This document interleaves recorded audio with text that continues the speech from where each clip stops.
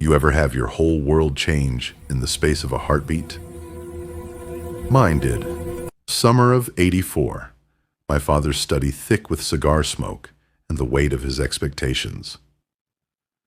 "You'll marry Clara Hensley this Saturday," he said, slamming that folded envelope on his desk like a judge's gavel. Just like that.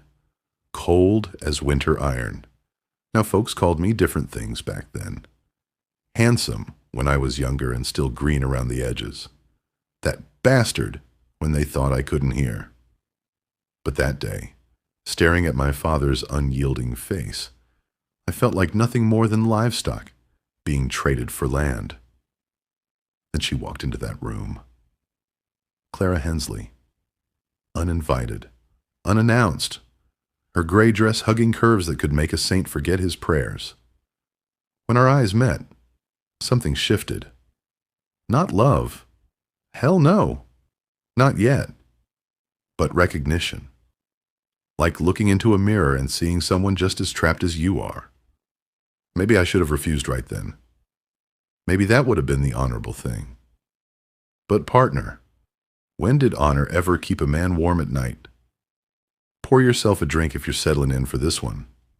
If this story's worth your time, hit that subscribe button and let me know where you're listening from. Saturday morning came harsh and unforgiving.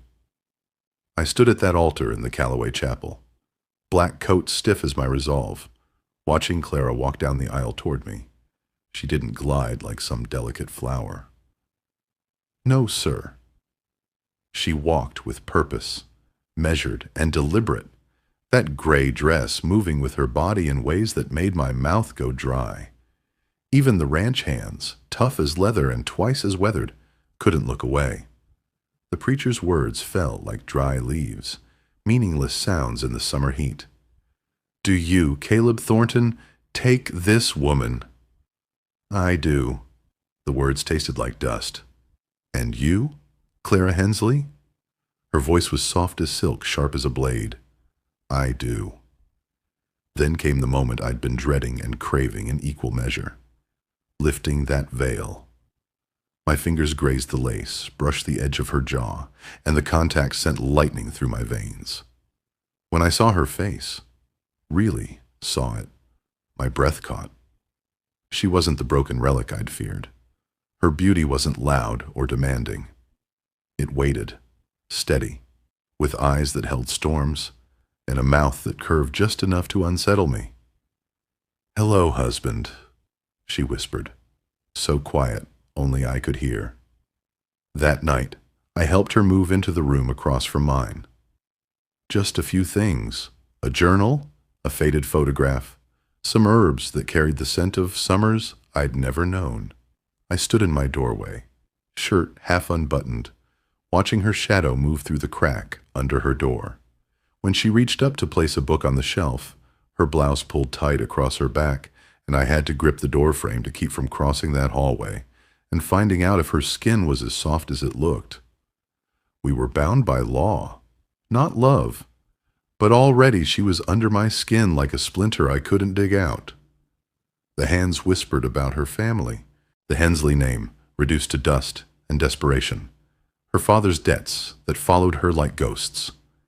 Some said she was there to save herself. Others figured she was planning something darker.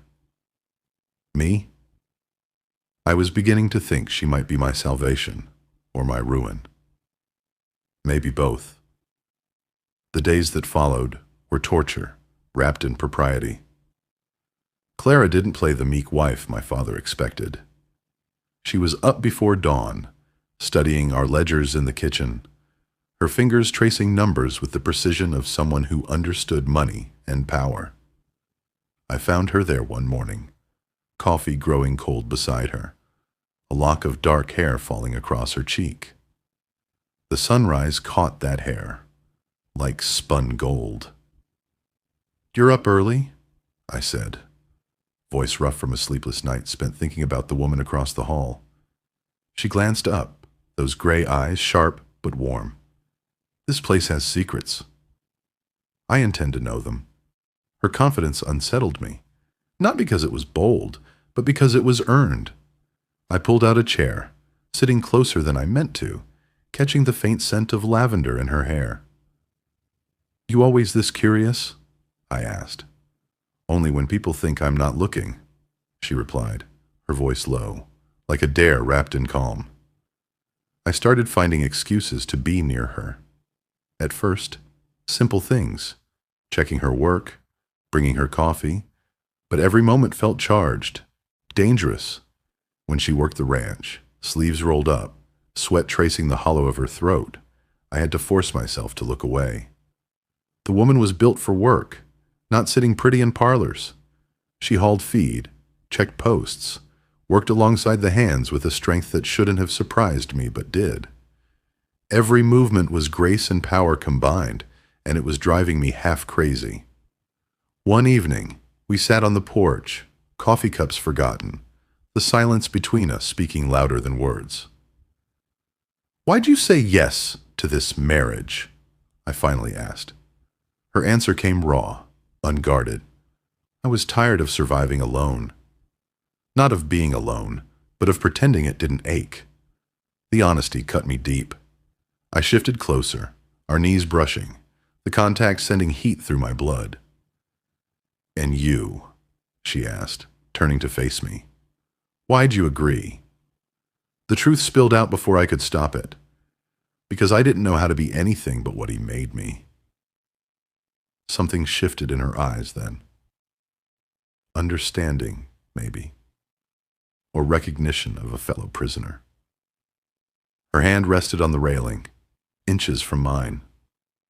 I imagined tracing those fingers, feeling her pulse under my thumb, pulling her close enough to taste the whispered promises on her lips. But doubt held me back. Her father's debts, the whispers about men who might come looking. Was she building a life with me, or just escaping the one behind her? The question burned in my chest, but her nearness made it hard to think straight. She was a storm wrapped in silk, and I was already caught in the wind. 3 weeks later, everything changed. Father sent us to check the south fence line, his orders, though I suspected he had his own reasons for getting us away from the ranch. We dismounted near a weathered post, and Clara knelt to inspect it, her riding skirt pulling tight across her thighs. I moved closer, pretending to examine the wood, but my eyes were on her, the way her blouse shifted to reveal the curve of her collarbone, how her dark hair caught the afternoon light. "This needs replacing," she said, her fingers tracing the splintered grain. I leaned in, close enough to catch her scent, to feel the warmth of her breath. "Does it?" My voice came out rougher than I intended. When my hand brushed hers, slow and deliberate, she didn't pull away. Instead, she looked up at me with those storm-gray eyes, and I saw her lips part slightly, felt the tremor that ran through her. My other hand found her waist, the fabric soft under my palm, and she swayed toward me, like metal drawn to a magnet. The world narrowed to the heat between us, the pull I couldn't resist. I was about to kiss her when the wind shifted. Fire. The acrid scent hit us like a physical blow. On the horizon, orange flames licked at the sky, threatening everything we'd fought to protect. We ran. Jesus, how we ran. But partner, let me tell you something about that moment. Watching Clara dive into that inferno changed everything I thought I knew about her. She hauled water buckets with a ferocity that stole my breath, working alongside the hands like she'd been born to it. Her sleeves rolled high, arms straining, not caring about propriety or appearances. Just pure, fierce determination to save what was ours. Ours. When had I started thinking of it that way?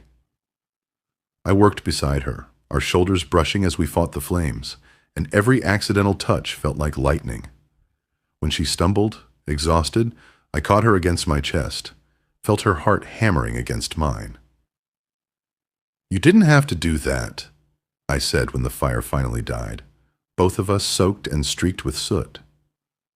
"Neither did you," she replied, meeting my gaze steadily. But we did. Simple words, but they carried the weight of partnership, understanding, maybe even trust. That night, I found her in Father's study, going through old letters with shaking fingers. "What are you looking for?" I asked, sharper than I meant to. She met my eyes without flinching, but I saw fear there, real, honest fear. Answers. My father owed men.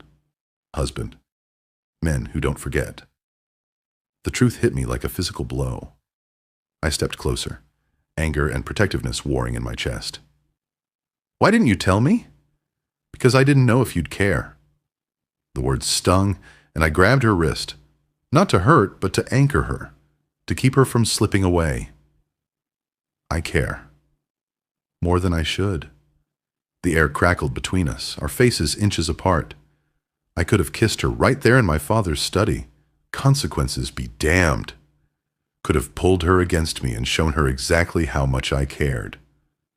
But a sound cut through the moment. A low rumble, like distant thunder. We froze, still touching, hearts pounding, as another glow appeared on the horizon. Another fire, threatening to devour what we'd just saved. Clara's hand found my arm, a touch that steadied me even as dread rose in my throat. We had a ranch to defend, but more than that, we had this fragile thing between us, whatever it was, and I wasn't about to let either burn. That second fire never came.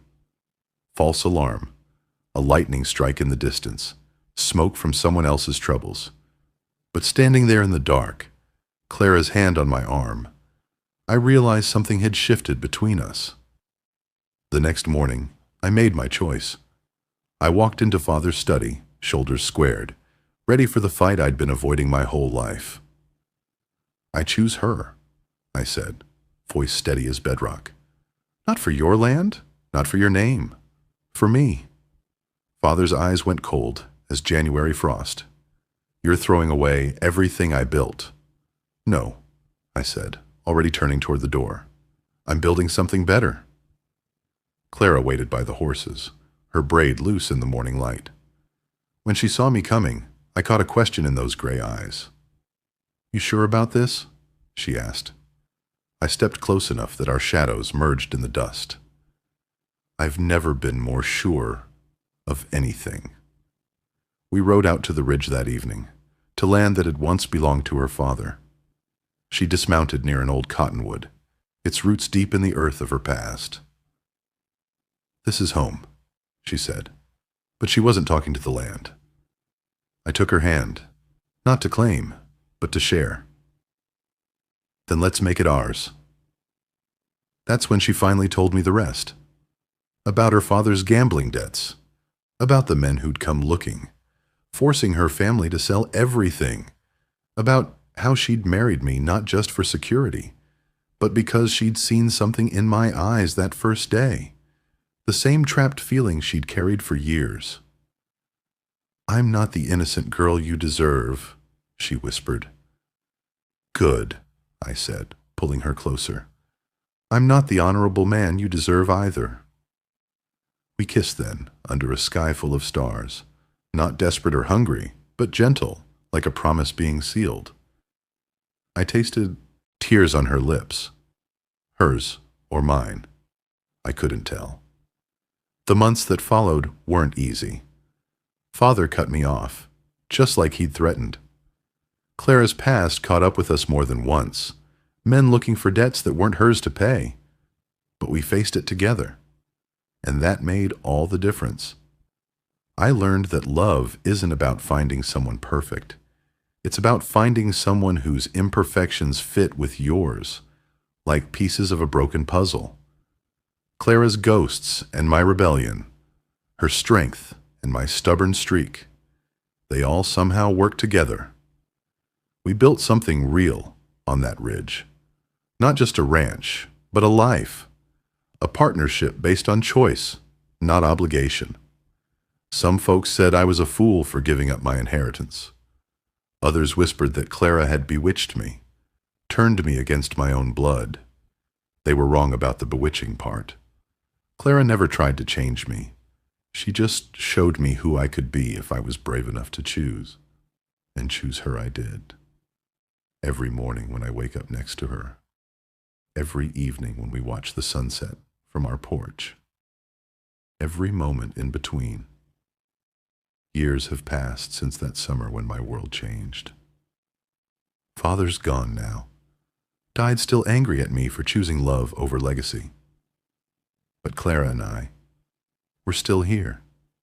Still choosing each other. We have 3 children now, and a spread that stretches from the ridge to the river. The old cottonwood where we first kissed still grows, its branches reaching toward the sky like hope made visible. Clara's in the kitchen as I tell you this story, probably wondering why I'm talking to myself again. The gray in her hair catches the lamplight, and she's more beautiful now than she was that first day she walked into my father's study. Sometimes I wonder what would have happened if I'd been the dutiful son he wanted. If I'd married her and kept my distance, treated her like a business arrangement instead of the woman who saved my soul. But that's not the choice I made, partner. And I thank God for that every single day. See, most folks spend their lives doing what they think they should do, following paths laid out by other people's expectations. But sometimes, if you're brave enough or foolish enough, and maybe they're the same thing, you get to choose who you want to be. I chose Clara. She chose trust. And maybe that's all love really is. 2 people choosing each other, again and again, until the choosing becomes as natural as breathing. If you've listened this far, partner, maybe you understand what I'm getting at. Love's always worth the risk, even when, especially when, it costs you everything else. Hit that subscribe button, and maybe I'll tell you about the time Clara outdrew 3 of her father's creditors with nothing but sharp words and sharper aim.